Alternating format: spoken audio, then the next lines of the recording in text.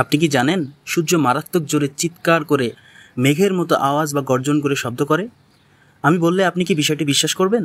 আসলে প্রায় বলতে শোনা যায় যারা আগে কানে শুনতে পেত না, চিকিৎসার পর থেকে শুনতে পায়, তাদের কেউ কেউ ধারণা করে বলেছে যে সূর্য কিছু একটা আওয়াজ করে। হেসে উড়িয়ে দেওয়ার মতো একটি বিষয়, বয়রা আবার কানে শুনতে পায়। আসল বিষয়টা জানলে আপনি একেবারেই তাদের এই ধারণাকে ফেলে দিতে পারবেন না। আধুনিক যুগের বিজ্ঞানীরা এটা আবিষ্কার করে ফেলেছে যে সূর্য আসলেই আওয়াজ করে, আর তাদের ধারণা সত্য। আমরা জানি মহাকাশে বিভিন্ন স্তর আছে, যার কারণে মহাকাশে শব্দ চলাচল করতে পারে না। বিজ্ঞানীদের মতে এই বিভিন্ন স্তরগুলো না থাকতো তাহলে সূর্যের আওয়াজ মানুষের কাছে বিকটভাবে ভেসে আসতো।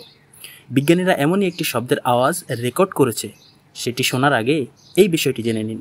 মনে করুন এখনই যদি সূর্য পৃথিবী থেকে গায়েব হয়ে যায়, তারপরও তার শেষ আলো পৃথিবীতে আসতে প্রায় 8 মিনিট 20 সেকেন্ডের মতো সময়ের প্রয়োজন হবে। আর সূর্যের শব্দ যদি পৃথিবীতে আসতে পারত, তাহলে তা আসতে প্রায় 14 বছরের মতো সময় লাগত। শব্দটি অনেকটা এইরকম।